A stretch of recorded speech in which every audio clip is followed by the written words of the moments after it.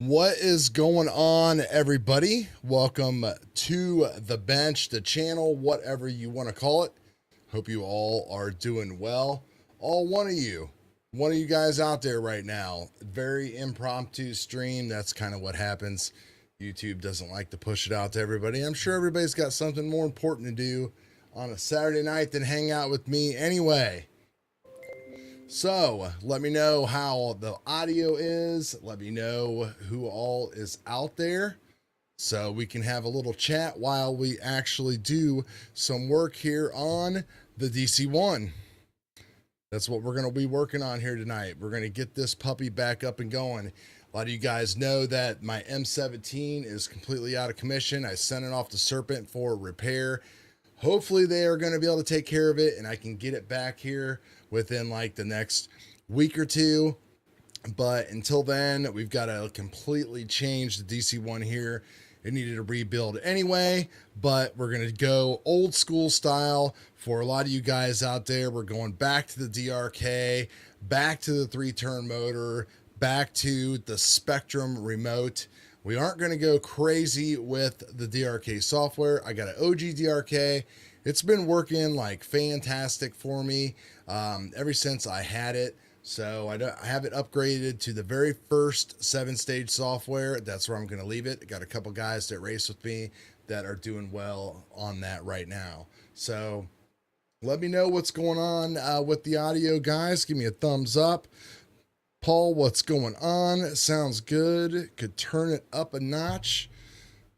Maybe we'll go ahead and turn that gain up a little bit. Appreciate that feedback, sir. This microphone will get really hot and juicy if I put it towards myself. So I'm trying to keep it away a little bit and still have, you know, some extra space here on the bench. So you guys fire away. Feel free with any type of questions at all, whatever it's related to, and that's what we're going to do. So I've got most of my stuff together here, and I've been actually doing some work on the DC-1 already.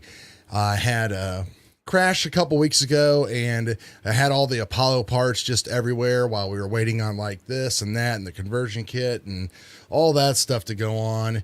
And I wanted to get that thing done and tested and ready, race ready, and just get it out of the way so that way I could focus all my attention back to the DC-1 and get this baby going. Now, of course, I didn't want to run it with a Spectrum remote and everything else, but we did that way back in the day, you know, like a year ago, 14 months ago.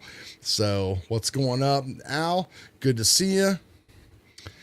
Let's see, Buck, good to see you too, buddy. Building up your Apollo right now with the new 5mm chassis. Ooh, that's nice and thick.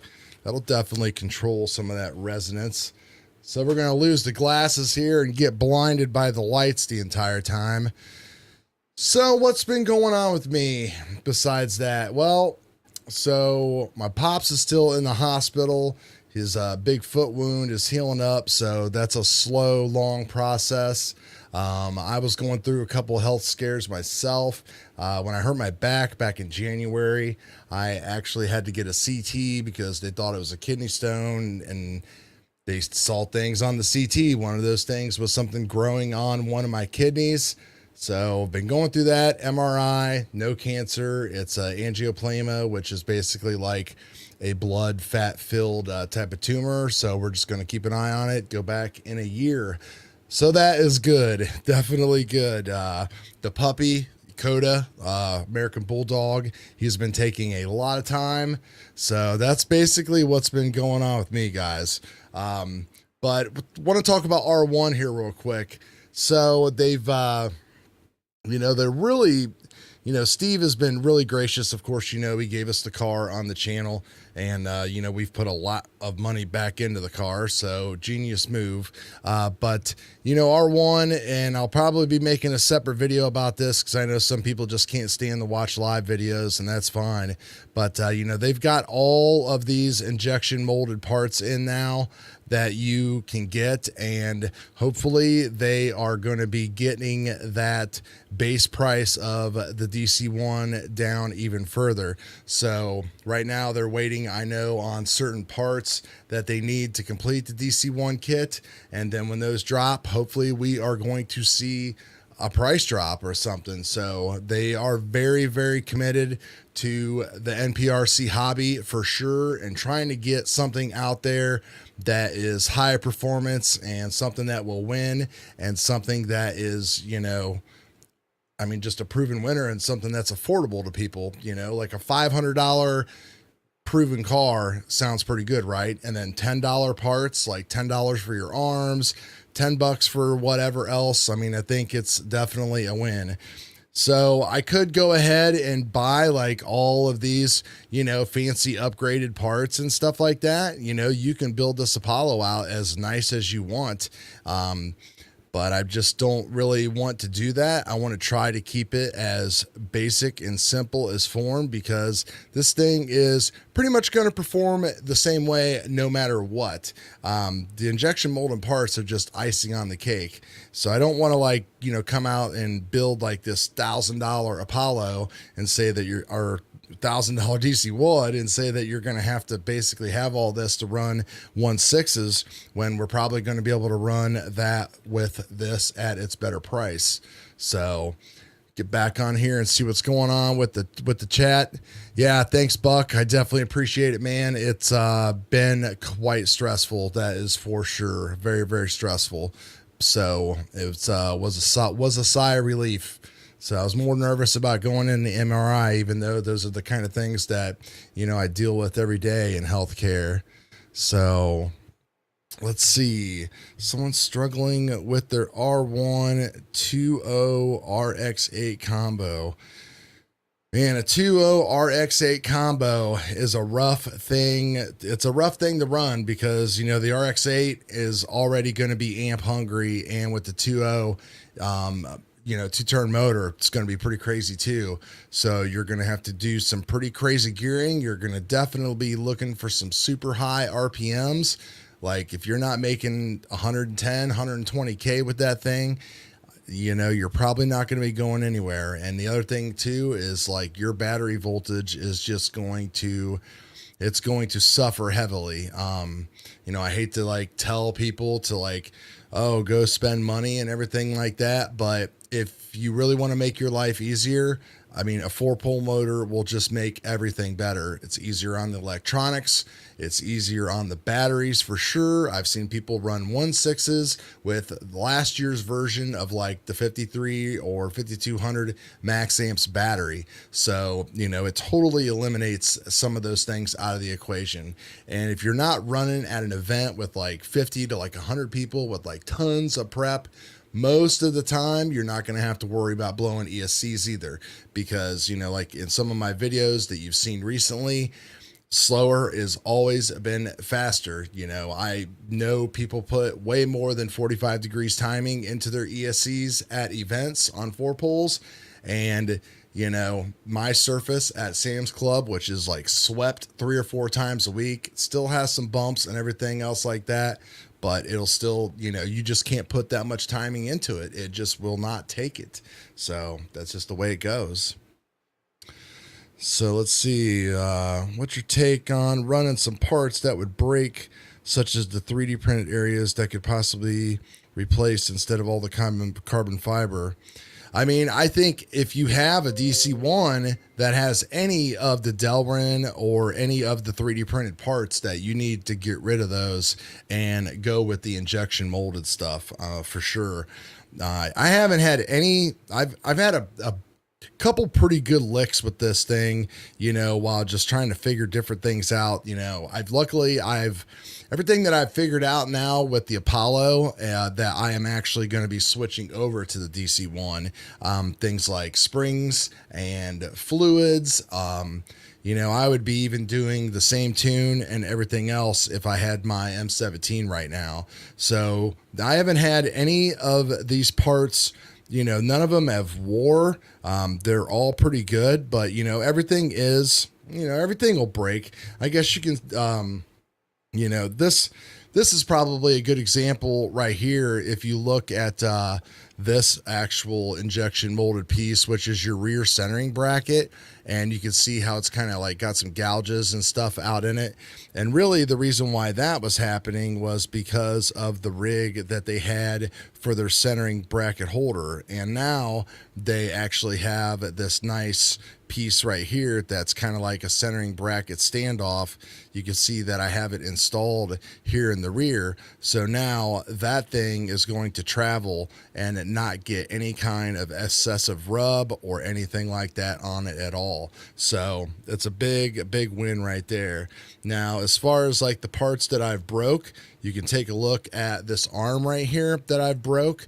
And you know, these arms have broken pretty bad when they break. It's not like an associated where you kind of break the corner off or something like that. Everything kind of splits right there, which is a good thing and a bad thing. The worst thing about it is, you know, it is a B6, so you got to take all that stuff off and everything to like get to those arms. So that's, you know, that kind of stinks, but it's kind of just the way things go. But some of that was my fault, and a lot of the reason why I think these broke is just because, you know, in one of my videos I talked about how the edges and windows of the Corvette body kind of come up right here, and so it's pretty hard to like align the body posts and stuff. You know, there's a little bit of a trick to it, to getting it on there, and obviously taking your time and getting it just right. But I moved my posts in here to the inside, which would come up to the windows. And the last time that I broke one of those arms, the car literally just, it caught some bad traction or something like that, and it flipped over on its top and, you know, landed on top of the body post. Well, look what broke here. That body post, and then directly underneath it was that arm. So, and that body post was right here. So you could see that the force basically just somehow went directly down into that instead of, you know, kind of, I don't know, being spread out across the body or something. I know in a front end collision, it's been great because usually the only thing that I have broke a couple times in the front end is the front centering bracket. So that little baby will take all the abuse. And I'm talking about this right here. So basically what would happen is, grab a little pointer here. This would just snap right here, and since that would snap, nothing else would break. So, you know, your body is sticking out past the bumper. These injection molded bumpers, like, just will not break. I don't even know why I picked up a spare, probably because it was like 15 bucks or something like that.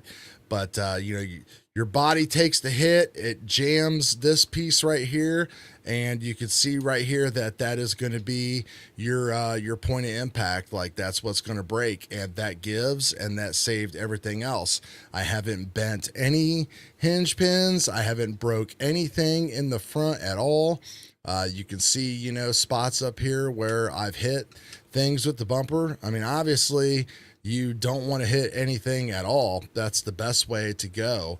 Now, I did actually have to cheat back in the day, and I have the carbon fiber and aluminum block on here because at that time they did not have the injection molded parts available. And I did get a couple more samples sent to me, but I just haven't replaced it because it's like, well, why replace it when I already have this on there? But the advantage to it is it does have a lot more shock hole locations, so that way you can, you know, raise or lower and get a little bit more out of your ride height, and that works a little bit better with the V2 shocks, which I understand are a little bit shorter.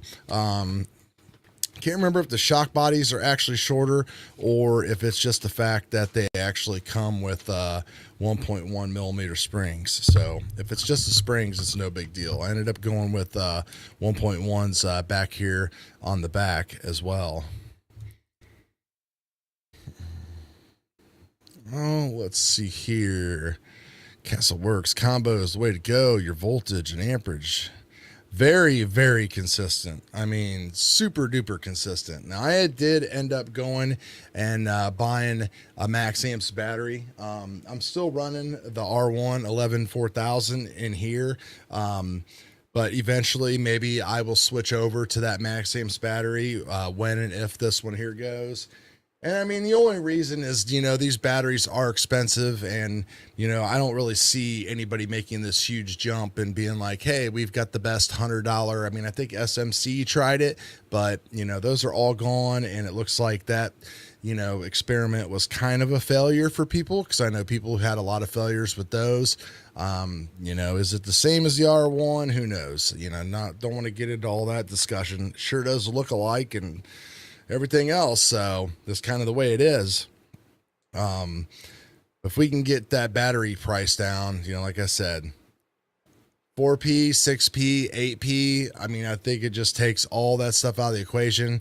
So I went with the Max Amps, which from today's pricing, $280 was reasonably priced, and a lifetime warranty. I had a battery from them that I got last year, failed and dropped the cell, sent them some pictures and got a new one.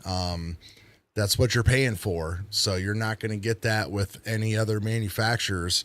I don't believe so. So that's, it's kind of up to you how you want to go with that. So Buck actually says he's got the RPM arms on, and just needed some shims and a Dremel. Yeah, sure. I mean, the benefit of the DC1 still is that it is a B6 based car. So you can use all associated parts on here if you wanted to. You know, one of the things that I broke and I really didn't like right off the bat was the material that these shock eyelets were made out of, and these shock spacers and everything else. And they've actually changed to this more type of associated type of material that's just, you know, you could just tell it's not going to break. I've actually got these, you know, on a couple of spots on the car.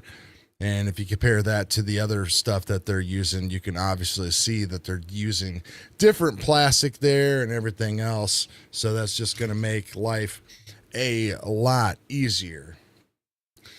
So let's see, the energy transferred straight down through. Yeah.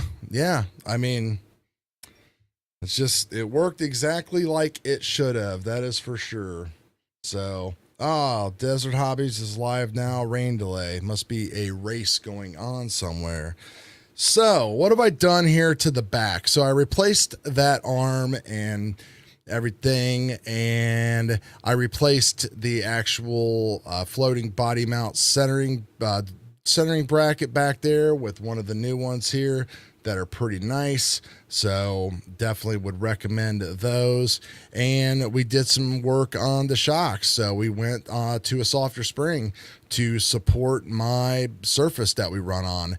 We've definitely have all figured out what kind of spring rates and stuff that we need to be running on our surface. And, you know, that was one of the things I think the issues that I originally was having with the DC1 was that everything was just super firm.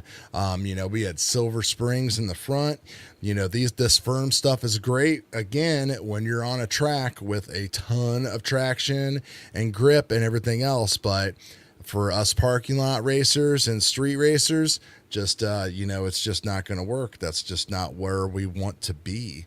So I'm going to keep an eye on the chat here, guys, and we're going to get to work. I need to get some longer screws, and we'll finish up this this back end here and get it all ready to mount. All I need to do is just connect the shock right there, and then that thing will be ready to go, and then we will keep working on the front. Oh, comment on the R1 stand-up transmission durability. I mean, I don't think that I don't think the durability of the transmission is any different between the stand-up and the lay-down, quite honestly. I mean, it's all the same gears. You know, if you could put Robinson gears in there. You could put associated in there. You could put any type of gears in there that you would like. You know, the ones that come from R1 look cool. They're like, they've got the titanium nitride coating or whatever. But in the end, who really knows?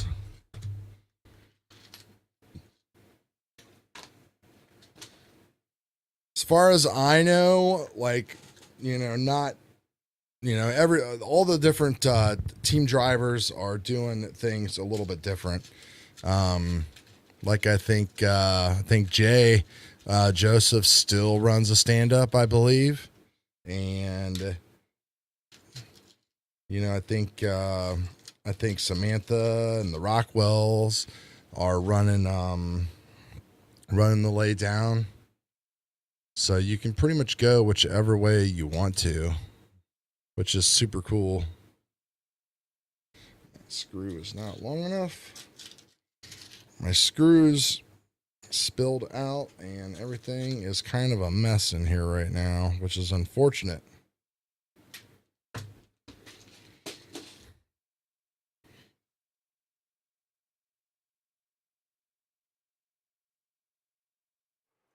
Appreciate that comment. What is that? Brando.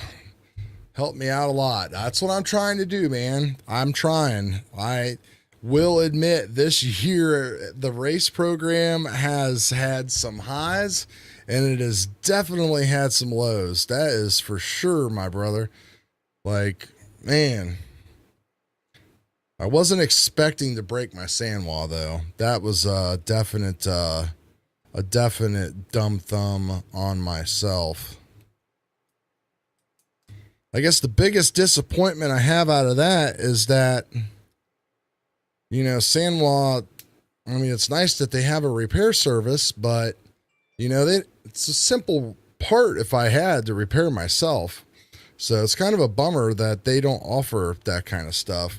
Some of you guys that might be bigger fans of me might know that I'm into FPV quads and stuff. And a lot of that stuff is just, I mean, you can break a radio, break anything on your FPV radio, and you can go out and get it.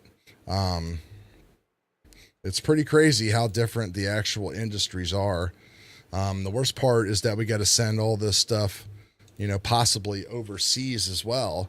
So if Serpent doesn't have that part, or if they can't get it, you know, repaired, then it's got to go to Japan, which is unfortunate, but I won't know until, you know, sometime this week. Everybody is actually out racing right now. This weekend, I'm not sure what, you know, they're obviously really big into, all the different kind of like on-road, off-road kind of stuff. So what car are you liking better, the R1 or the Apollo? Man, that is the $1 million question, right? Well, you know, it's hard to like, you know, not like say, hey, I love the R1 and this and that, you know, because I mean, I'll admit it, you know, Steve and R1 have been good to me. They've been good to us. You know, when we got the car from them, to me, that was like a big thing for like the average guy, because, you know, like I'm not like this big fancy super racer guy or anything like that. Like this is what I like to do when it comes to racing. You know, I race with my friends, so on and so forth. So, you know, to me, it was pretty nice that they did that. But, you know, what I tell everybody, and I think R1's completely aware of this, is that, you know, the Apollo is, you know, that's what they do. They make cars, and R1 wants to make a car as well. You know, they've got everything in there, you know, everybody's running R1 stuff, for goodness sakes, in all these cars. So GFRP is always going to have the advantage when it comes to that. They're definitely two different cars. But the closer you look at it and the more you examine everything, you know, right now the Apollo probably is the better car. You know, it's More expensive for sure, which is going to turn some people off, especially if they can get this DC1 out at that $500 price tag that they want to. But, you know, it's amazing when you actually sit and look at everything. When you look at everything that R1 did last year and through the beginning of this year, and then you look at where the Apollo 2023 is, I mean, R1 was way ahead of the game. That's why they were so successful. I mean, you had things like the forward mounted servo already in place with the brass weights and all that kind of stuff up in front. You had the directional downforce mounts. You had the complete, you know, this is the actual transmission riser plate here, but you had the actual entire transmission and toe blocks and everything already raised up, so you got a better angle of attack on your dog bones, you know. So they were ahead of the game, and now, you know, with GFRP has been able to, I guess, just carry on that stuff and innovate and keep going, which is, you know, great for us, great for the sport and everything else like that. So I love the Apollo. It really does perform well. I have no doubt that this thing is going to perform well for me as well. You know, so for an average guy, you know, it's kind of up to you. Now, you know, the Apollo definitely, and GFRP has a huge community of talent and people that you can talk to and pull from. There's so much information out there, which is great. But, you know, kind of like as I've learned, and everybody will tell you, you know, put the time in and put the work in. If you have a surface that you're at like all the time where you do your testing and racing and stuff like that, you're going to figure that kind of stuff out anyway. You just need some general direction. You know, like I said earlier, if you weren't here, I'm using the same spring, weight, shock setups, all that kind of stuff on this now that I've figured out what works on my Apollo, and pretty much everybody else around me is doing the same thing too. So I've learned from my mistakes, and now we're moving forward. But you know, R1 will be the first one to tell you that, like, the car that they are trying to get out to help the hobby is not intended to compete with the Apollo. It's intended to, you know, here's your 4-pole motor, here is your car, here's your digital 3 ESC, and you're all in, ready to run with a championship caliber car for less than $1,000. I mean, you know, that's what really sound good.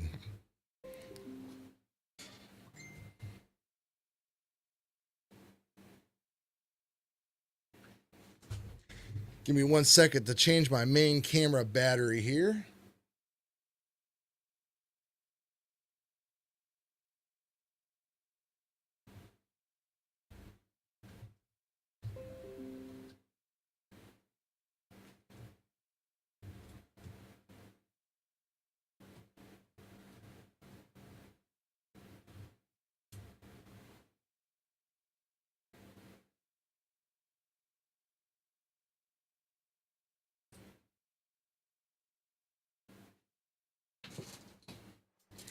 Is one of those things that you're not prepared for whenever you start doing live streams, is that you've got plenty of battery power going on. So, but yeah, you know, so it's tough to say, as nice as they've been to me and as great as they've been, not to just say, hey, go buy the Apollo. But, you know, I'm going to be honest and open with you guys, and I'm pretty sure that Steve and the R1 team appreciate that too.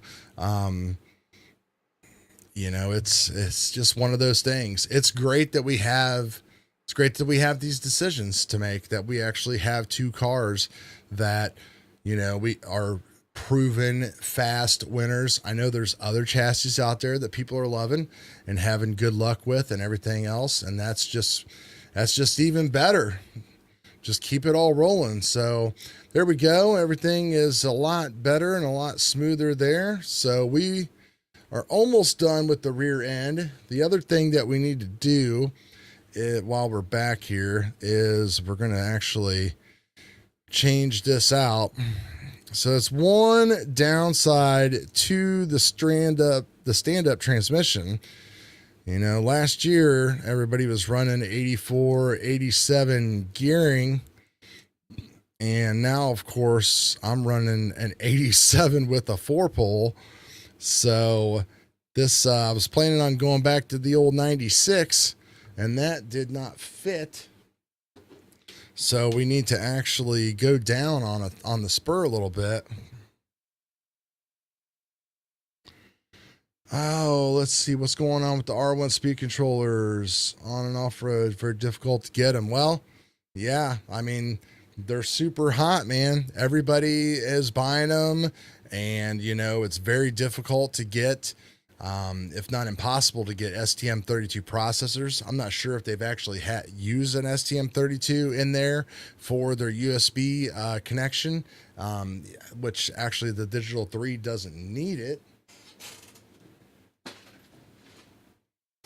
I know I've seen the question. It's definitely public knowledge that they all will be in at sometime around the end of the month, I believe. So, and from what I understand, from what Steve said, is that there's going to be a lot of them.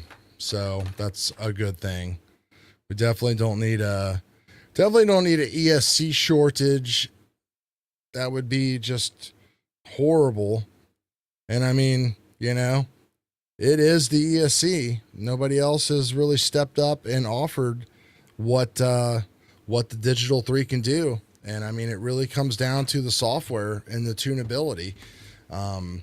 You know, when you've got so many levels, like multi-levels of tuning ability between your remote control and your speed controller, man, and the 4-pole and gearing and all of that kind of stuff. I mean, it's just, it is where it is. That is for sure. So, and I know people read horror stories about popping them and this and that. We all know now that every ESC has the chance to break.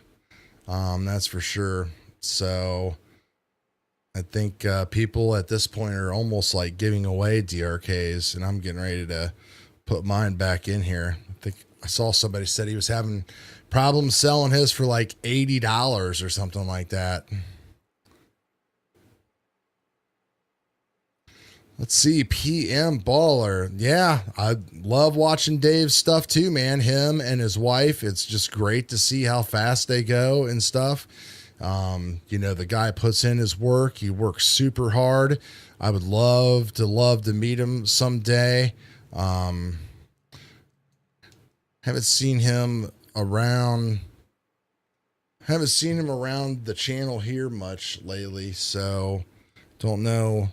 I'm sure it's summertime and he's busy, and the dude is like, he actually gets to go and test for like 8 hours straight during the day. That's been a big kink in my program this year, is not having an actual reliable daytime testing spot. You know, the reliable daytime testing spot is a concrete road, brushed concrete, which is, you know, fantastic to go out and pull some great numbers on and stuff. But, you know, can also be hell on your car. So the last thing you want to do is like make a change and get all ready to go and go run it on a surface that you're not even going to run on, and then blow up your diff like I did one day. I remember that was like a weekend with the breakout. I was just so freaking frustrated because I had put so much time and so much effort and everything into the breakout chassis that weekend to get it up and running. I think that was when I tried the really short shocks on it that leaked like crazy, and then took those off and rebuilt it with the buggy shocks, and then like ran it that night, and I think ran it into a curb, and then went back and got it all put together and all that good stuff, and then took it out there and ran it on that brushed concrete and blew a diff like 3 hours before our race. And I was just, I was so disgusted, man. And my one buddy was like, just do it. You know that you're going to be upset if you don't freaking get your stuff done and come out and race. And he was right. And that's what I did. So I probably shouldn't have put that spur gear on. There's one screw right there. It's the one thing I don't like about this chassis that I just am in love with the Apollo chassis is the eliminating of things like these spacers and everything else between your main plate and your transmission riser. Now these spacers work so much better than going up through like a 3D printed part and all that stuff into the transmission and having like 30 millimeter screws like I did on the Breakout. But when it comes to man, with the Apollo, you know, the way that rear block is designed now and how it pokes through the chassis, you've got two screws and you can pull off the entire transmission. And then of course you can get to everything else underneath there once you have that off. So it would be, you know, super cool down the road to see, like, you know, I know they have an R1 Tuners edition, which is a faster, you know, lighter type of chassis that's out for the DC1. Don't have that actually on mine, but you know, down the road it would be super cool to have something like that available to us. You know, because that's a really freaking great design that Dustin or whoever came up with for that car, for it to do that. So, but yeah, I appreciate it, man. You know, I try to keep it as real as I can, brother.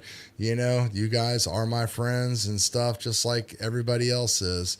So, all the drag guys have been buying them up. Yeah, there's none to buy up. You know, that's the thing. Like, there's just none. I know people are waiting on warranty supports and everything like that. So, you know, again, end of the month, I believe, is what's going on.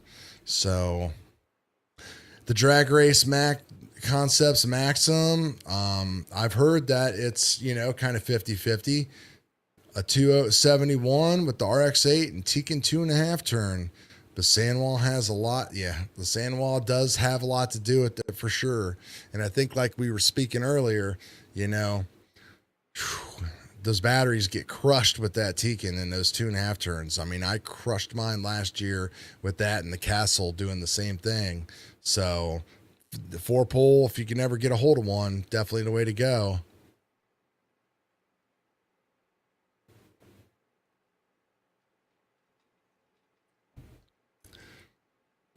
Yes, throttle speed and EPA as well. You know, if you check out my video on EPA, extending that EPA, you know, you know, you have to look at the video because it'll make a little bit more sense. But, you know, we see the ramp times from like 96 to 95, 94, 93, and you can see how big of a jumps they are. So if going from a negative 96 to a negative 95 is a huge jump. It's like a 0.2 second jump. Where going from a 95 to like a 94 is like a 0.4 second or 0.04, way smoother. So if you're having problems getting from that 96 to 95, that's where you're going to want to go down to the fourth menu under your throttle settings on the Sandwall and turn up your EPA to like 105, 110. I talked to a few people, maybe it was Zuccarell, JFab. I think they pretty much feel that, like, if you can lay down like that 115, 120 EPA, then you probably can go ahead and lay down that 95. And as I explained in my video, you know, that's free money. That's no timing. That's not extra, you know, heat and build up and all that stuff. It's going to generate some, but it's way easier on your actual car than everything else. So I think we're going to actually swap over here and start working on these front shocks. So we're going to change. You can see the difference in the plastic right there. So this is more of a This isn't Delrin, but it kind of looks like it, but I'm going to get rid of those and we're going to switch over, you know, to the nice new shiny stuff. And then of course we're going to change the springs out. I've already changed the actual fluid in this thing to like 50 weight. So, you know, again, I'm pretty much running the Dustin Apollo type of setup on the car with 58 weight, like all around. And 2-hole pistons. Everybody's texting because it started raining here. Everybody was thinking, I don't know. Nobody believes the weatherman except for me, I guess. I knew it was going to rain tonight. I've been keeping an eye on it. It's because I'm an astronomer. I'm always watching the weather. So these nice shot clips right here. You might, if you're on Facebook a lot and you see my friend Mark Price posting about these clips, they're like $4 or $5 a set. These things are great shock limiters. Even though I've heard that you don't need to run shock limiters if you have a directed downforce mount. I put them on there anyway, but I bought some of these from 5 Star Hobby, and the amount of flash and nastiness on them was incredible, and Mark's turn out just beautiful. So definitely hit him up if you're looking for some of that stuff. And, you know, if you're looking for things like, if you're looking for things like setup tools, the 3D printed setup tools I use from Barth Racing Concepts, my buddy Tim Barth, Midwest RC, definitely hit him up for something like that. That's what I use on these cars, and it works just freaking fantastic. Got to plug all my buddies who've helped me, that's for sure. I think they both do 3D printed bottle holders. You know, if you don't have a bottle holder for your prep, you know, there's 2 people. How's that go? There is 2 people who have not, 2 different kinds of people with prep. People that have spilled it and people who haven't spilt it yet. There we go. How's that? All right. So we're going to redo both of these front shocks, and I am going to just twist this baby down as much as I can because I really want to try to get this ride height down a little bit. Let's see. I have 5 of the 3 on back order. Man, Buck, well, there's where all the ESCs are. Buck's taking them all.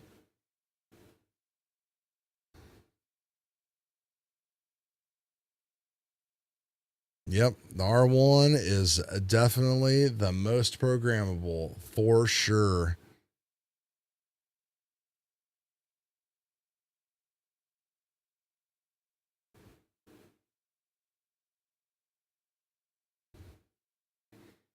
Yeah, Dave definitely does, man.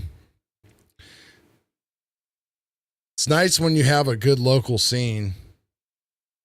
Like, it makes me extremely jealous because our local scene is pretty small. I mean, I remember when things first started in 2020, it was just like, yes, this is just great. The beginning of 2021, it was fantastic. And then everything just died because, you know, like, I mean, really, you know, it comes down to money and everything else like that. So the sport and hobby is definitely not cheap. I'll be the first to admit that. You got to be smart with stuff. That's why I'm really rooting for R1 to come through with this car. I mean, that's a huge deal if they can get an RTR drag car out to everybody with all the electronics and everything you need, maybe for like $1,000. I mean, I know $1,000 is a lot of money, but I know a lot of people have owned X Maxes before, and everything else. So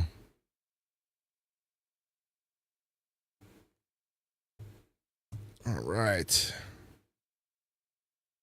So I've been running purples. That's why I'm going to that. Purples on the Apollo. Everybody else has been running purples on the front. So that's what we're doing here, in case you're wondering with that. So let's pick back up on the actual comments here. Send that rain to California. Man, I would if I could, man. I heard that they just found like another like old deceased body in like the Lake Mead or whatever, what's that whatever that big reservoir is out there in Nevada, man, because the water keeps going so low. It's like mafia stuff. Texas, what kind of whiskey do I have in that mug? That is Crystal Light, man. Just Crystal Light for me tonight.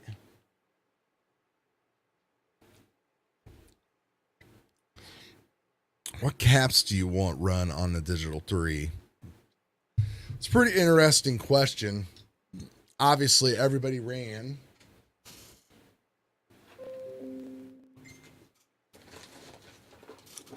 Oh, this baby right here, which this is actually the small one. This is like the 30 gram, and then they have the 60 gram, the mega cap.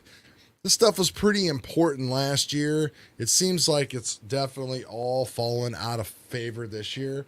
I still see some people have them on their cars, but generally when you go to the big races, everybody is just running the actual straight up standard cap that comes on the Digital 3 already.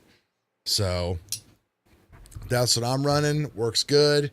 You know, if you are running something like a couple of our friends are here, Teakins with like high turn motors and stuff, then I think you pretty much got to do, well, I mean, that's kind of talking out of both. I would just stick with what comes with it. Do that for sure. Now, my Castle ESC, I've got the Castle pack on it. My DRK, that's going to be going back in here, it's got the Castle pack on it. And I'm talking about that one right there. So this is the 8S cap pack, and it's a big inline pack. So it's kind of, you know, they tell you to wire it up inline like that right there, but you really don't have to. But I have it wired up like that just because, you know, I have a lot of faith in what Castle says. I'm not going to just kind of do my own thing. If they say to run it that way, that's what I'm going to do. And it's worked out great for me. So haven't had any problems with it at all. The OG DRK is still running just fine with it. So that's the way it is, man. We're going to leave it like that. So this is freaking awesome. I love talking to all you guys, man. Let's see. Electricity in my 15,000 microfarad, $4 each. I definitely ran a lot of caps on my FPV quads, but you know, a lot of that is just to kind of suppress noise, so like the video's cleaner and everything else. So doesn't really help with performance. They say it does, but you know, when you look at like the logs and everything from our FPV quads, you know, the thing that helps the most is smooth motors and smooth bearings, because you can see that stuff in the actual, you know, black box logs when your bearings start going bad. So definitely remember that. Bearing changes in your motor are a super important thing. We've got this baby almost stripped down to nothing. So, by the way, there was a bent screw that I had. So that thing's out of here.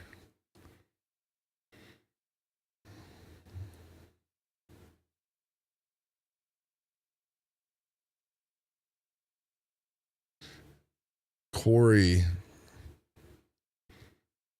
the 3000 CST.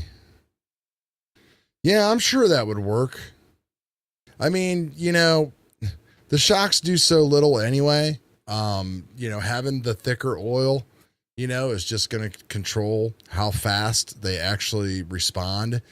I mean, in drag, it pretty much just seems that, like, I don't know. We put oil in these things just because we have to keep them working, and the spring rates are pretty much the most important thing. And the only reason why we need springs is because we need the springs to hold the thing up and get it to the right height that we actually need. So that's, you know,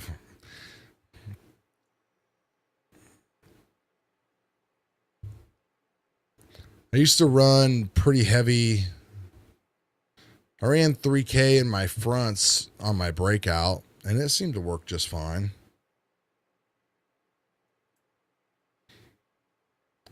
And Jordan's fast, so he knows what the hell he's talking about, that's for sure. And he's been running the car forever, so that means he knows even more about what he's talking about. And he works at R1, so again, that means even more.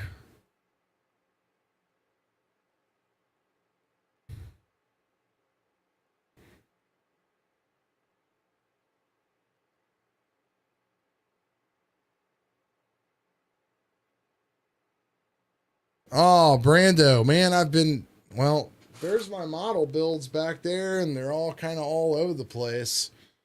I mean, I've definitely built some models in my lifetime. It's kind of like the winter thing, you know, but since I redid everything down here and I've got like way more bench space, like, I don't know if this, yeah, there you go. I've got like all of this extra space and stuff like that. Now I can actually do things like that and leave multiple things kind of all over the place. And then over here, you can't see, but I've got some Anycubic resin 3D printers. Me and the wife kind of get into that like during the winter time when we're at home for the holidays. We've kind of made it a tradition to 3D to resin print and paint. You know, some models every year.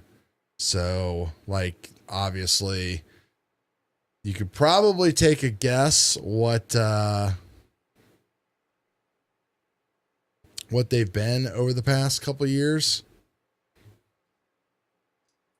And has to do with Star Wars and The Mandalorian. So, probably don't need to say much more than that.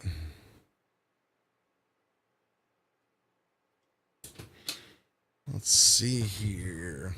I run the red springs in the front and purple in the back with a 15200 battery. Car's the 1.6s with that setup. So you're running. See, this is where I get confused, because I'll show you, Corey, and I'll talk to you about it.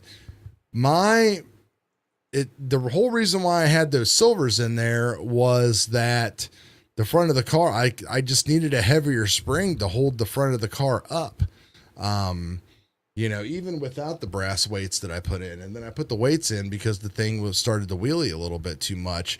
You know, because there's not that fine adjustment with the wheelie bar on the DC1. So kind of would like catch and stuff going down the road.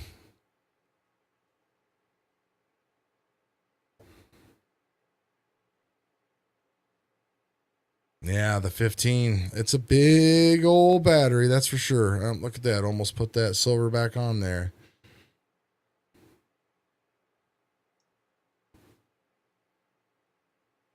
Club is still doing no prep still. We range 2.1 to 2.6.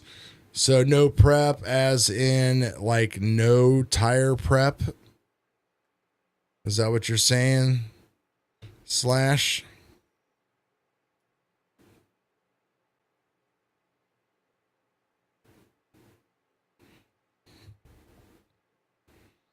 Go ahead and turn this shock up a little bit. King, the king is in the house. He's going testing now. The king, you are always out testing, man.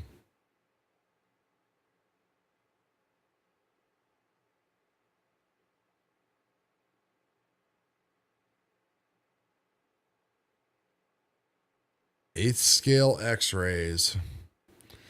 That was the biggest bummer about no prep at all, just simple green. Yeah. Good deal, man. I mean, that's what we did. If that's what keeps the club alive, then I'm all for it. Like, I'm not like, definitely never gonna like diss on what anybody does at their clubs for sure, because it's just what we got to do. Got to keep everything going. And it does, you know, it does even the playing field, right? I mean, people don't want to admit it, but it definitely does make the difference.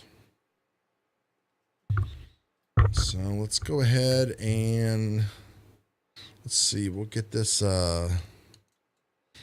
centering bracket off of here and put on the new centering bracket post. I've got the R1 wheelie bar spacer in my R1 box over here, but I've actually got my bar mounted underneath the chassis, so it's not mounted on top of the chassis, so it's underneath.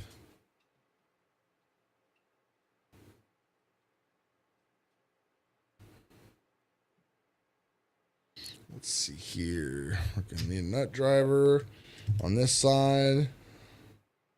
These new centering bracket posts are freaking definitely a big upgrade. Definitely. So much better than this washer type of stuff.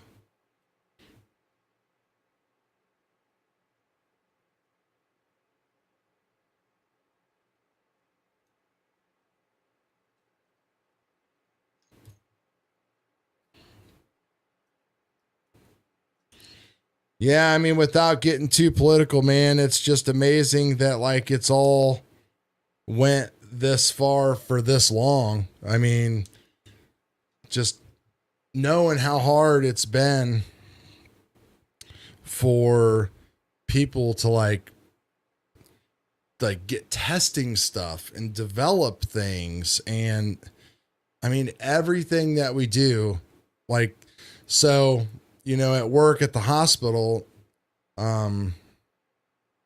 there's, you know, we're always upgrading stuff in a nonprofit. So you got to spend all your money every year, that you make. There's some tax loopholes or something that allows that to be whatever. But,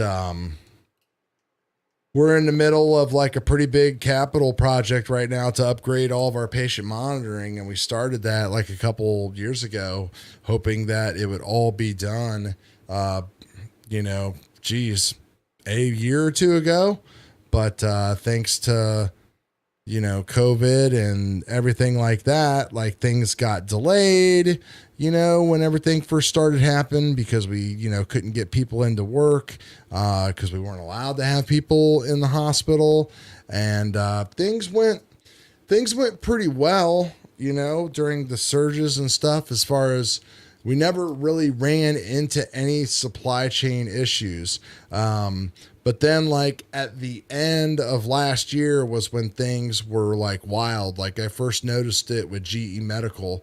I'm still getting parts for certain things from GE that I ordered, man, like literally back in like December.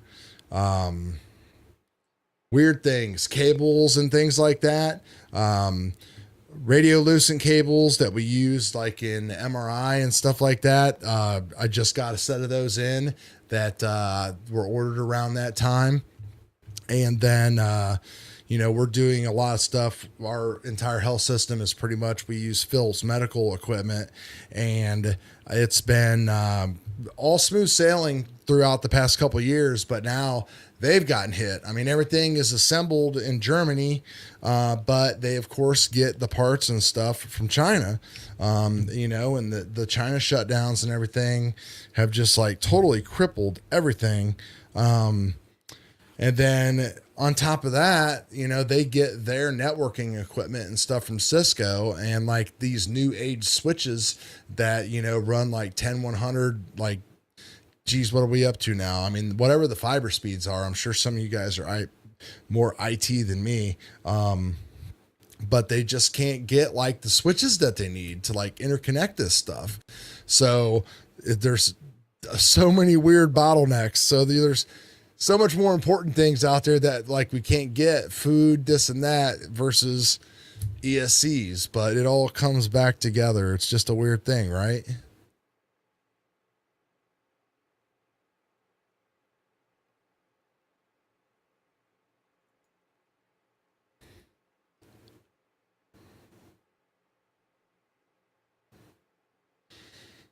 Oh man, and you have well, I don't have the 7PXR anymore, Corey. I mean, I sold that so that way I could get the actual M17. So just broke my X-Max last night, jumping off 2-story. Yeah, it's pretty much what it takes, right?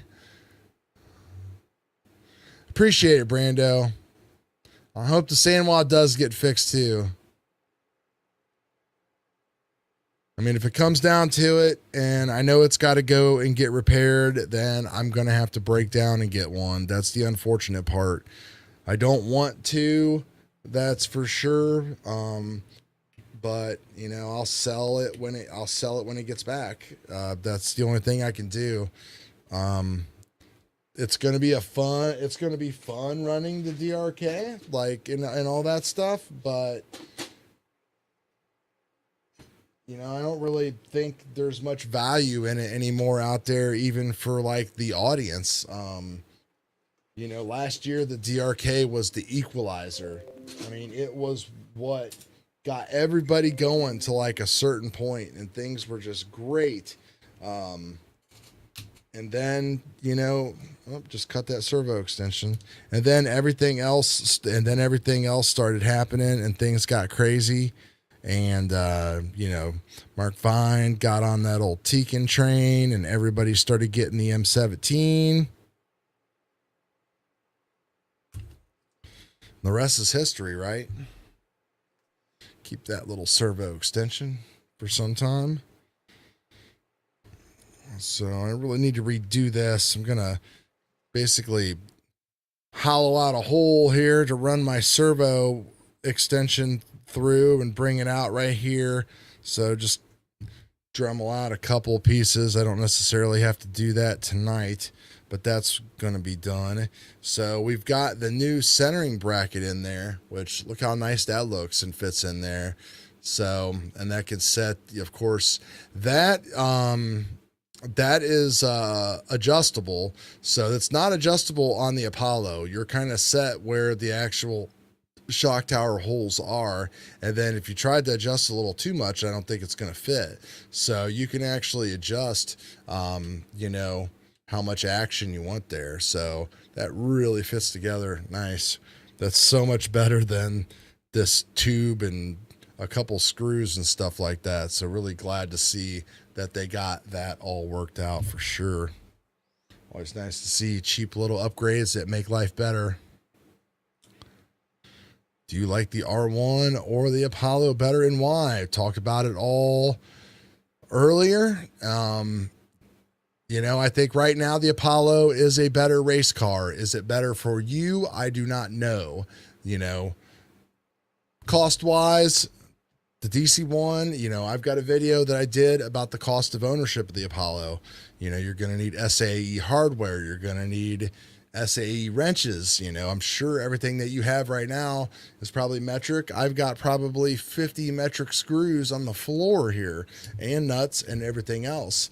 You know, the injection molded parts, having an upgrade path as you wanted to, as far as like replacing some of the injection molded parts if you wanted to with aluminum or carbon fiber or anything like that. Not to mention, it's still a B6 platform, so all of your different B6 parts from Associated and stuff, if you don't want to buy the R1 stuff, will fit in here, on here, and everything else. So there's value there. There's not much value in this hobby.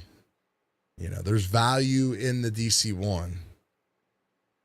I guess the important question people have to ask yourself is like, you know, I honestly would have never got the Apollo if if my, you know, one of my best friends wasn't racing one. And, you know, we want to race together and work hard together and get faster together. And, you know, go to a couple of these events. Like next month, we'll be going to Maumee, and like everybody's going to be there. You know, it's like GFRP heaven. Frank will be there. Dustin will be there. Lindsay will be there. All of them will be there. I think Mark Vine's even going to be there for the Fall Classic. That's September 16th and 17th. Erica and Tony will be putting that event on. So they've got a great little facility out there that you don't have to worry about people bugging you or coming up and down the road or anything like that. So it's super nice. Very difficult. I mean, that's where I cut my teeth racing. You know, you can go look on a channel. Like I think my 4th or 5th race up there, because I was going some rounds and until I ran into Frank Ulbrich, and then that was it. So it's all she wrote. But hey, man, I gave it the best that I could. So I think this battery here is about to go out again because it didn't get fully charged. So let me switch you guys back to the overhead camera. You can take a look at this, and I'll go ahead and swap those again. Not set up for live streams here with power supplies for these things.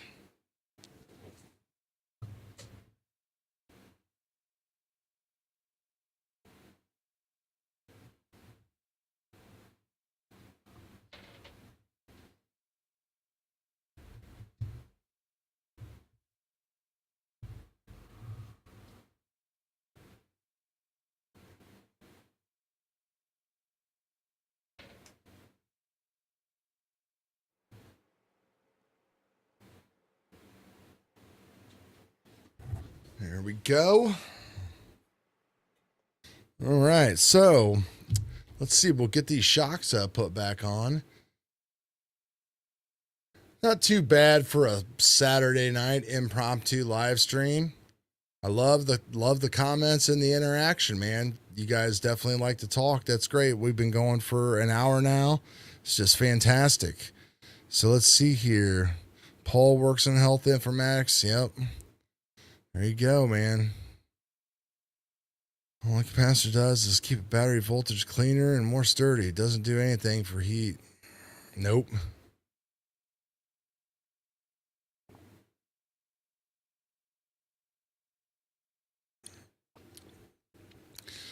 Slash is saying I'm over here using the radio link that does almost the same thing.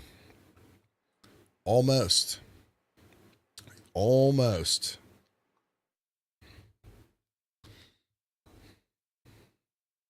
It's always a difficult discussion.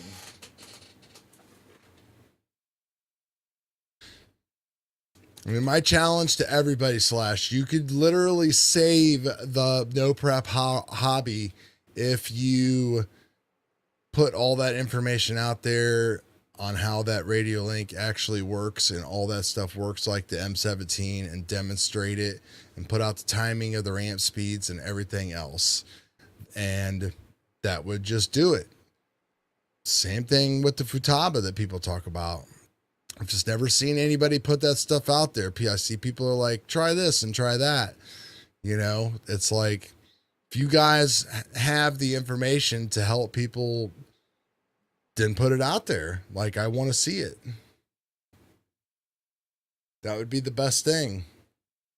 I mean, if I knew that there was an out setting, a speed setting, a point setting, and all that kind of stuff, and that it delivered that 0 to 100 PWN signal exactly how I wanted to, like the Sanwa does, for a fraction of the price, I'd be all about it.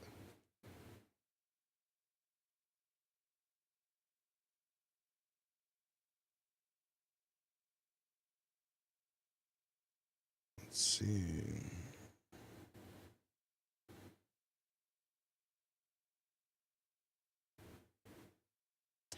.501 Speed Crew. Yeah.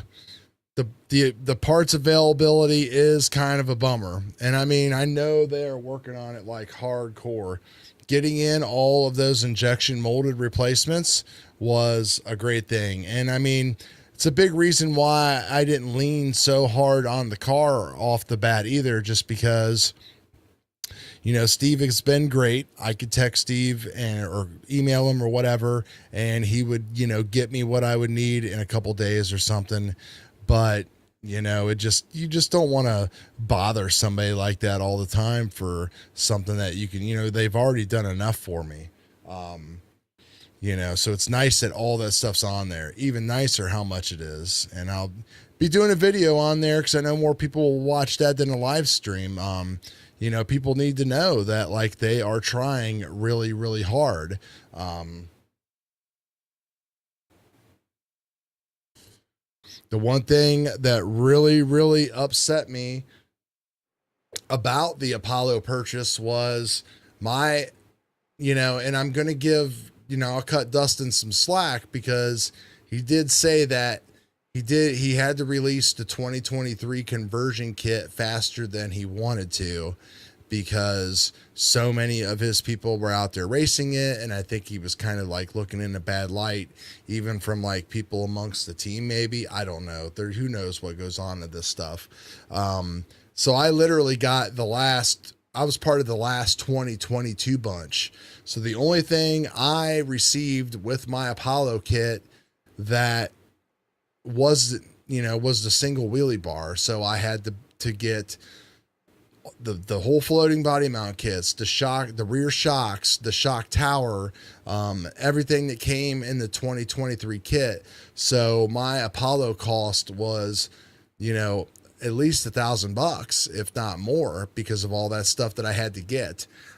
So should he have released that last version of 2022? I mean, if he didn't know he was going to, definitely, you know, that's fine. But I think that he should have opened a conduit for maybe us 20 or 30 or 40 people that got kits to say, hey, we just bought this kit and, you know, now we have to buy this. Could we at least get a little bit of savings? And maybe some people will say, well, that's just what you get. And, you know, there's an argument for both sides. But it would have been nice for a coupon or a free shock tower or something, right?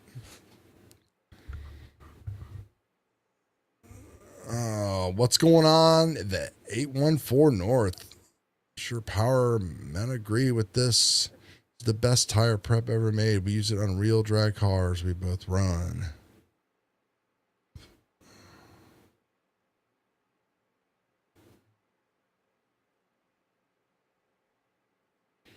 Yeah, I mean, nothing has the tuning up capability of the M17. Not even the MT44. I mean, I looked and looked and looked at those manuals page by page, sentence by sentence, and the one thing that was missing in the MT44 that the M17 had was the in and out on the actual speed setting. So, you know, there was a point setting, but it was under Expo instead of the actual speed under the throttle setting. So there was a lot of there was things that were in there, but they weren't in the right places. So they might not do the same thing. And then there was that in and out function that was missing. So, you know, the only thing I needed to know was if they've all used the same freaking throttle PCB, because they all use the same potentiometer. So if you've seen the video, I wish someone who owned a hobby shop or something could have opened one up, or somebody that had one could have opened one up or something. I don't know. But anyway, it's out of here. It's getting repaired. Hopefully we'll see what's up.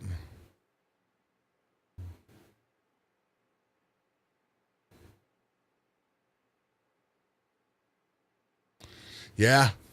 Supply chains. And it's a rolling supply chain, right? Because they make certain things and then all of a sudden, like, those disappear or those go up in price.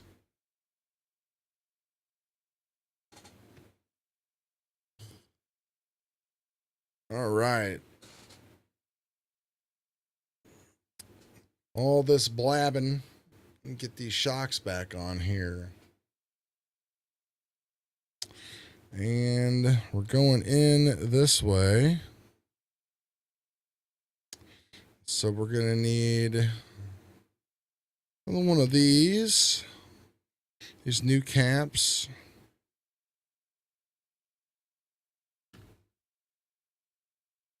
We're going to the inside hole.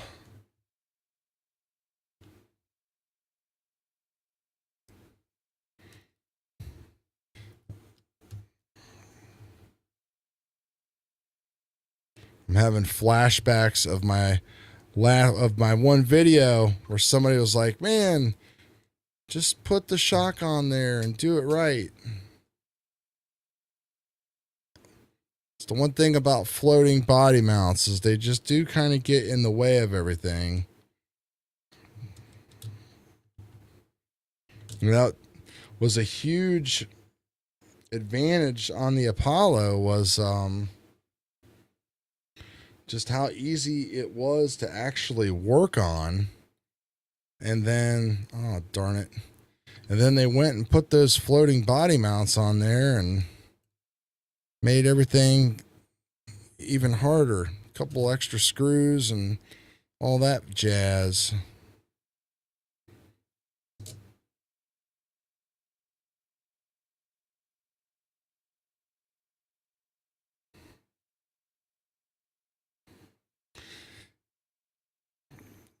Yeah, I mean, the Futaba radio itself felt amazing in the hands. I mean, I think it actually probably does feel better than the Sanwa. And, you know, speaking of Dave at Power Mad, like, I'm pretty sure that his broke, and he was able to get it fixed here in America quickly.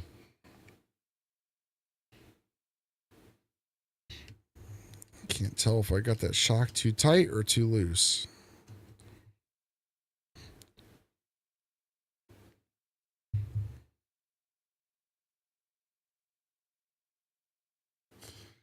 Ever tried the R1 drag tree app? No, I have not. That sounds interesting. One of my friends bought the Traxxas light, so we actually use that. It's a fun piece of kit. It's super annoying though when the entire night it waits about 5 to 10 seconds to go green, and then all of a sudden that one time it literally goes from amber to green. Got me on that one time. So definitely caught me sleeping.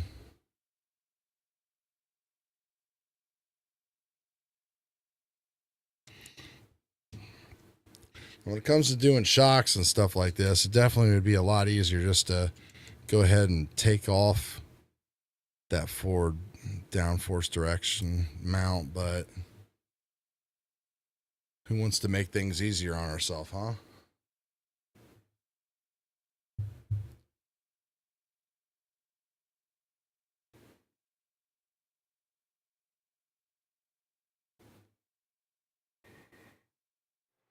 Giving DRKs away. I don't doubt it, man. Like I said, I saw on the internet that I think somebody said that they were trying to sell their DRK and they had to sell it for like $50 or so, or $80 or something like that, because they couldn't get anybody to take it. Let's see. I want to lower the ride height here. So we're going to go all the way. I kind of want them standing up though. I'm not going to get much out of going to that last hole. So we're going to stick with the middle.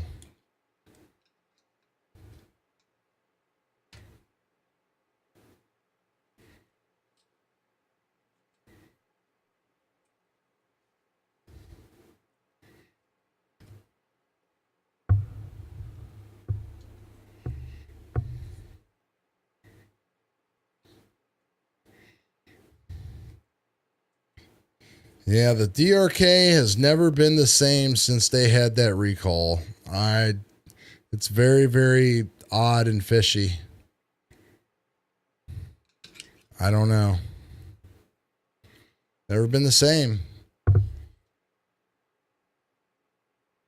Either that or they just were never made to go as hard and as fast as people push them. Which is, you know, like I said, it's a shame because, you know, they were the equalizer last year. It is the ESC. I mean, it was the ESC that actually got me going straight down the road for the first time. I mean, the whole year before that, we were freaking trying to control everything with the trigger with our Traxxas TQI.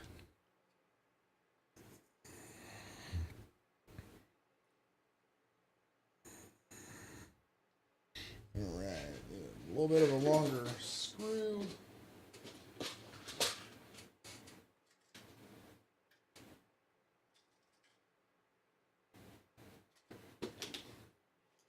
It's the one thing about injection molded parts is nice that you don't have to worry about using nuts. But the other bad thing is that, of course, they start to lose their threads.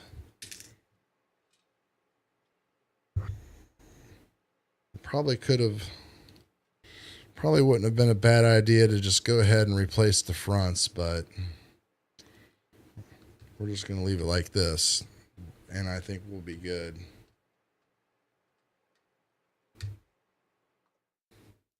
Let you guys see what's going on here.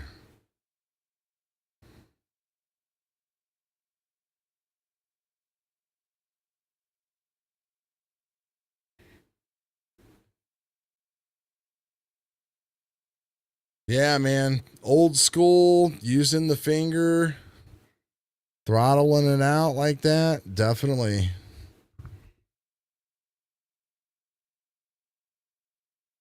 So let's see. We're getting about that much movement there.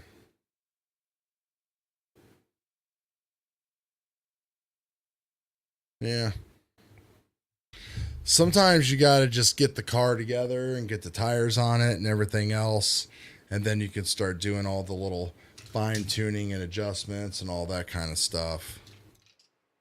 So now somewhere around here, I actually have the R1 4-pole motor, and inside of the box are new screws that are the appropriate length for these transmission spacers.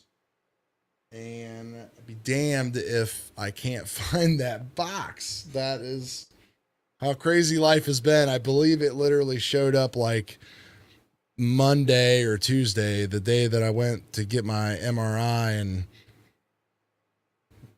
the doctor prescribed me a couple Xanaxes to chill me out, because the last time I was in an MRI it just sucked.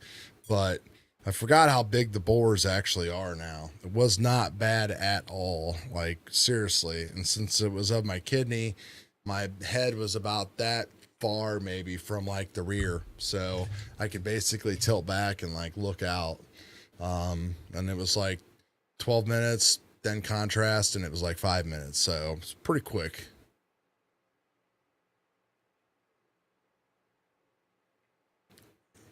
My fastest time with the DC1, haven't got a track time on it yet. We've had such a bad turnout and everything else this year that we've only had the timing system up probably 2 or 3 times. One was on the breakout, and that was 1739, and then 1737 with the Apollo. GNSS, they've all been about the same. The fastest GNSS time, well, I take that back. The fastest GNSS time I saw on the DC1 was like a 194. Fastest GNSS time that I've seen on our surface with the Apollo was a 189. And, you know, as many of you know, the faster your GNSS time gets, the closer it gets to like your real time. You know, those 173s that I ran My GNSS, I think, was like a 203, 201. I mean, it sucks that they're the only tuning tool that we actually have. Oh, there's the transmissions. There's the wheelie bar spacer right there. See, I told you I had it somewhere. Now, if I could just find the R1 box, I could show you the R1 4-pole. So, nothing special. I was halfway down on the list of the first batch, so I got lucky and got mine in time. In time to sit and not do anything.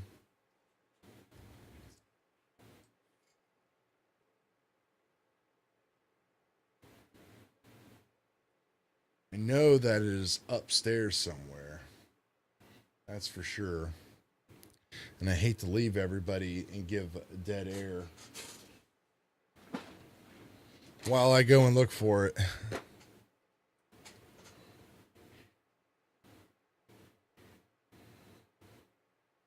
Yeah. Yeah, there's definitely no value. What? That's for sure, Buck. Well, there's the wife.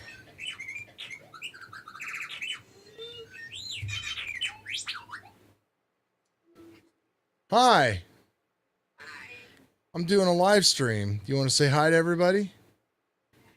Yeah, we'll say hi to everyone. Well, they can't see. Well, wait a minute. Yeah, they can. There you are. Hi. Oh my gosh. Look at those two beautifuls. Oh, look at that beautiful right there. I was just gonna let you know, babe, that you're amazing. Well, did you guys hear that? I'm amazing. You're so amazing, babe. Oh. Nice. What are you doing? Just hanging out with Everly and Emily. Yeah, that's all we're doing. Just gonna let you know it's gonna be home. Do it sometime soon. All right, babe. Nice. You guys have fun. You too. All right. Awesome, me and you. Oh my goodness. Love you. Oh man. RC airplanes. Yeah, and the FPV stuff. Boy, I don't even want to know how much I've spent on that stuff over the years. Man. Sheesh. Now you can't even give that stuff away.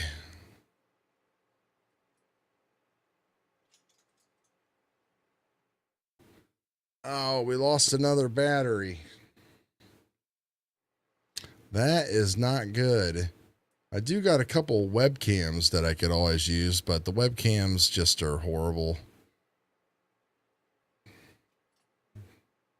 I like to try to keep it as professional looking as possible for everybody.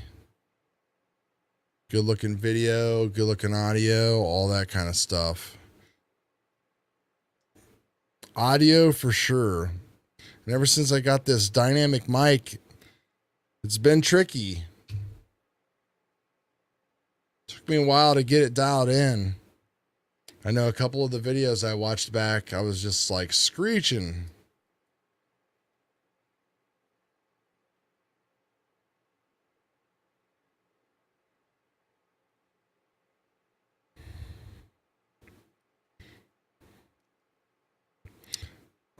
Buck, if it'll fit, I mean, you got to go with a GoPro, man. If it'll fit. And if it won't fit, then you could look at a naked GoPro or the GoPro Bones, which is what I currently fly. It's basically like a Hero 10. So people in the FPV world have been taking their GoPros and ripping everything out of them and all that kind of stuff and creating what they call the naked GoPro. To do like, you know, all these indoor cine shots and stuff like that. And GoPro decided, hey, if people are going to like buy these and really want them, then let's just make them ourselves. So that's what they did. And that's the GoPro Hero 10 Bones. And I love it because it literally lowered the weight on every one of my quads to that perfect flying level, because FPV quads have like a magic weight, like around 630 to 650, which, you know, really helps out as far as how they fly.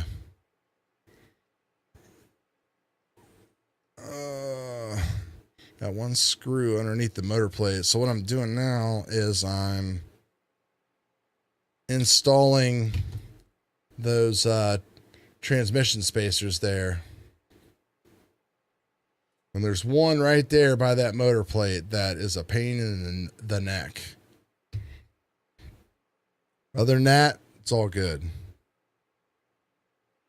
All right, what else are we looking for here? Looking for an M2.5 driver. And I believe these are the rear screws. And those just go like that. That's quite a bit of thread lock. Don't need that much.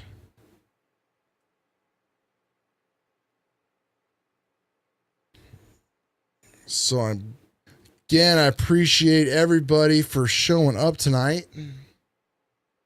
Had a good chat with everybody. Looks like we still got 20 some people out there, which is pretty good. What do you guys think about the live streams? You like the live streams? If you guys like the live streams, we can definitely do more of them, and we can make them better. So like, I don't have to worry about switching out batteries constantly.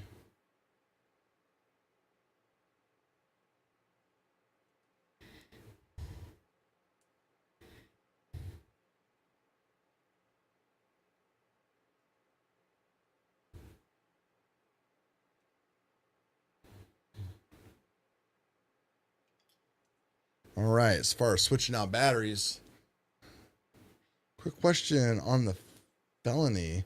What's a good pinion and spur setup?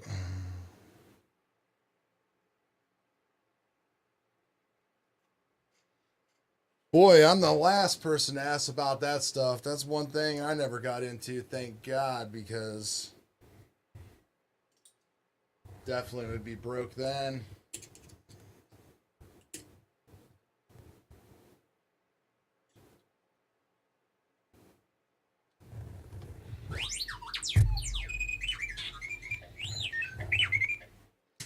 Hello?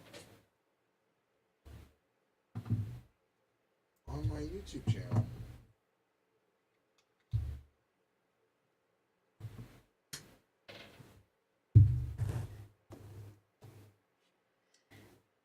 Where am I streaming live at? Where else would I be streaming live at? All right. We got that back.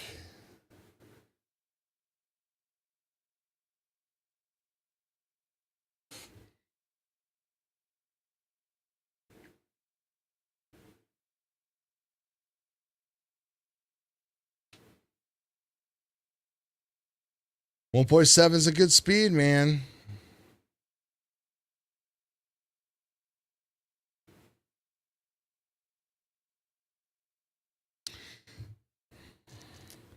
J-Cash, yes. I know a few people have asked me about that.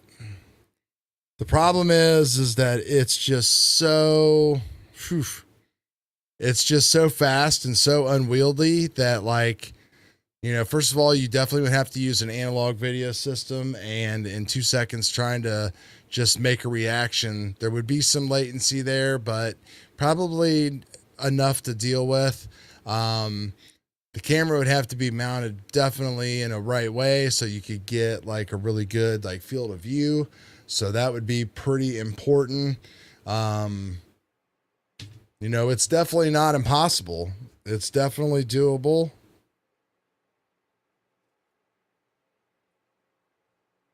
I've got my DJI digital FPV system on my TRX4 Sport. If you look back at the channel, like usually around the winter time, I post a couple of those videos when I'm out there just sitting in my garage and just driving over into my field, into the woods. You know, everything dies out and bust some trails back through there and just kind of do digital FPV crawling. It's very relaxing. Except whenever your car gets stuck and you got to go out in the snow and you got to go get it, then it's not fun at all.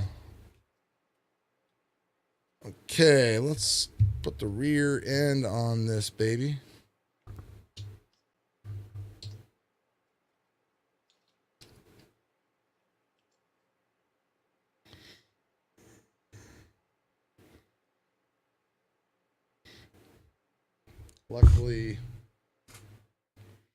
Luckily you can see here where it's already kind of came through. So I think we're looking at like right there. Yep.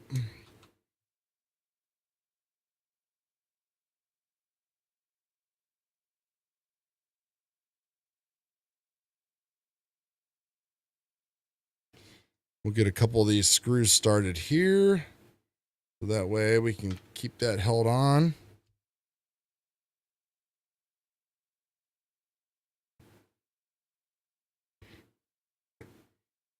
Let's see. Is your bench always that messy? Are you married? Huh. I wonder who that lady is.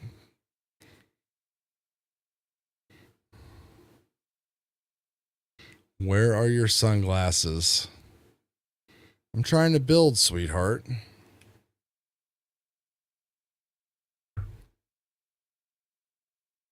This is high precision work. You realize this.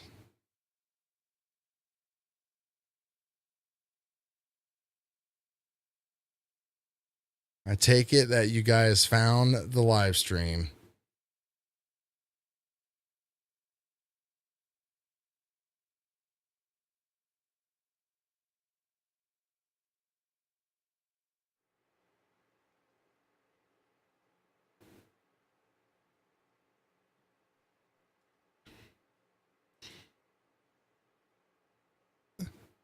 We've entered that part of the stream where there's a little bit of dead time and dead air going on. So we've been going for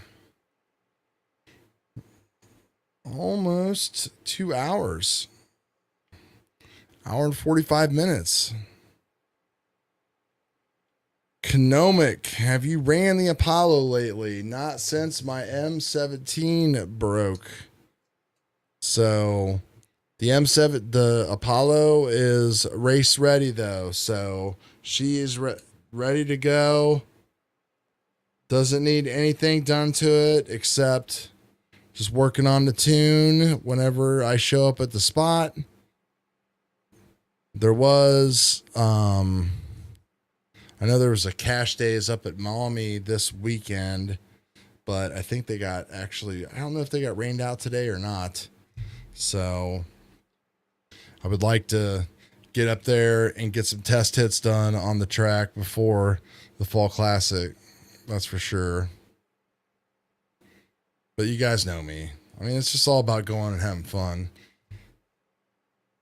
And I'll definitely try to do more while I'm there this time. Like last time, it was just so freaking intense and overwhelming because it was like the first big race I was at. And then that guy took out the timing system and nobody knew what was going on and how we were going to race. And then we ended up doing the flashlight start, and it was an amazing evening. And that was the first, literally like the first night with the R1 and the 3-turn. Like put it in, went there, and just had to figure it all out.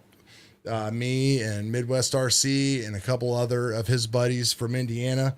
It was a blast.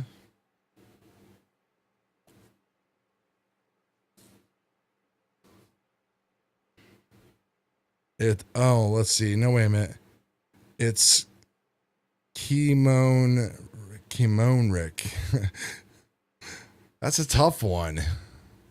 Between the R1 and the Apollo, which is the easiest to work on and durability on a crash? Well, I'm going to say that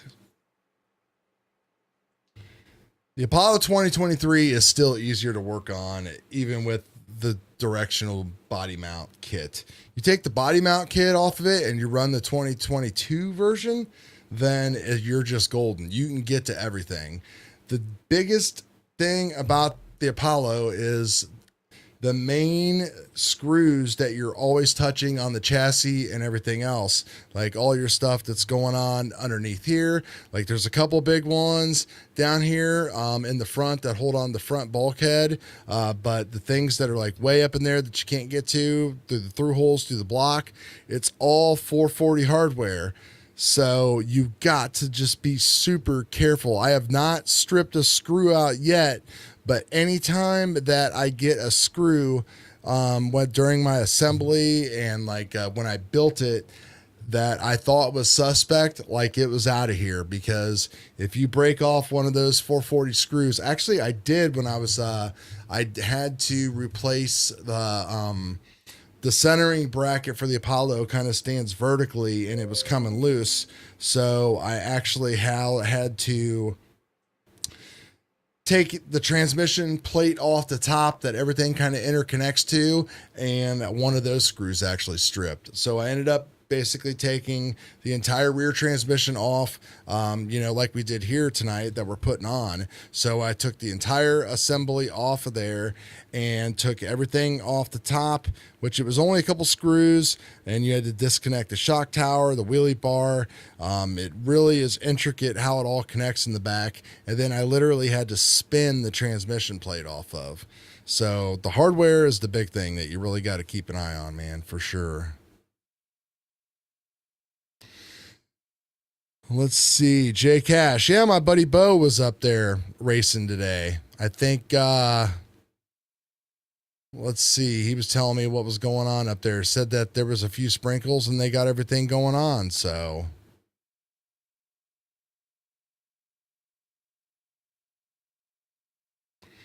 Yeah, when it comes to the directional downforce, floating body mount, whatever you want to say, the good thing about the Apollo or the R1 is that it's pretty much the same thing. If you loosen up a side, you can kind of just flip it over and get to everything. Now, looking here with the way the centering brackets are attached, it's actually going to be a little bit easier now that there's just these actual posts here that stick out, because you can just kind of slip it over and then flip it up, so you can kind of get it out of your way and do what you need to do, which is pretty freaking helpful, that's for sure. The Apollo has the actual you could call them risers or whatever that kind of connect from toe blocks and everything down and up to the actual body mount. So you've kind of got two little screws that you got to undo to do one of those, and then you can flip the whole thing up, or you could, always do it down, near the hub or whatever if you wanted to as well. 501. So you're like into like the Raz Chafin cars, the runways and stuff like that. That would be freaking sick. That's for sure. But if I crashed one of those things, I would cry. I mean, I've been crying all week because I haven't been able to race my drag car. So I'm kind of at that spot where I really need to find that box that has the rest of the screws in it for this transmission riser. I can't really go any further, that's for sure. So we might have to just put the DC-1 to the side here, and we can sit here and gab it up for a few more minutes. So if you guys weren't here earlier, the whole plan for the DC-1 right now is to get it all ready to go. So I've got something to drive for the next week or two. Hopefully they get my radio repaired and we get that back, because we really need to get the R1 system into this baby right here so we can get it going as well. So that way I can show up to Mommy with 2 cars that are race ready. As far as which one am I actually going to run up there, you know, I'm going to put both of them down and see which one runs the best. I'm going to run, I know what the setup should be up there. Definitely know what tires and stuff. We're going to need definitely a harder tire. It will be cooler out though. Maybe it's middle of September, so it might not be, but we'll have to see how things go. Learned a lot going up there that one time. Should have came up for that cast days. We are the second fastest production car in the world. Nice.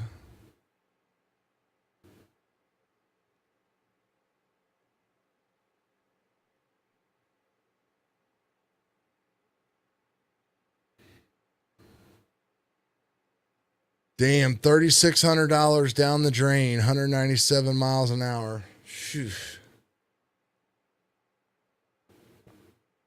I would have puked. I probably would have puked and cried. Man. But it's just the thrill, right? I mean, I've lost quads, FPV quads, $400 or $500, however much they've cost. I've lost a couple of those. I've had planes fly away, all kinds of things like that. Yeah, and that's the thing, Buck. These things we're doing things with all these cars and electronics and stuff that nobody ever thought that we were doing. I mean, we went from going 61, 62 miles an hour last year to 95. You know, screws vibrate loose every round, bearings go out every round, even in our parking lot, you know, just parking lot racing without like trying to gut through all that prep, you know, that we have to keep an eye on all that stuff. I'm constantly checking wheel nuts, just a lot of stuff. Just, you know, because I don't want to spend, I mean, I love this makes wrenching a lot easier, even though I could get more done if we weren't all talking, but this makes it a little bit easier and tolerable. I've done a lot of wrenching this year for sure. And just kind of had to gut through a lot of it. So I appreciate all you guys being here for this tonight. You know, I know there wasn't really a whole lot that I actually could teach anybody tonight about anything, but at least you got to hear a little bit more about what's going on with the DC-1 and me and everything else. So, and we got to jive with you guys a lot. So I think I hear the puppy upstairs crying. So he's probably woken up. He got fixed a couple days ago, so he's been on some meds. So they might be wearing off. He's been in his cage up there sleeping for a couple hours now. So I should probably cut it loose, guys, and go take care of my boy. And we'll get back to this and get these batteries. We'll definitely have the batteries fully charged next time before we do live streams, so that way we can just pop back and forth. So there's one more look at the DC-1. Next time you see her, she'll be all done, ready to go. She'll have the DRK inside of her and all that good stuff. So we've got rain coming in tomorrow, so maybe get to work a little bit more on this tomorrow and get it done. And, you know, I really want to get out there and do some good stuff with this car and, you know, make Steve proud, make the R1 guys proud, show them what's going on. Like, I would love to show up to Mommy in the middle of Apollo GFRP country and, you know, lay down a good one against somebody that would really, really make it all cool. If not, it's going to rock anyway. So that's it, guys.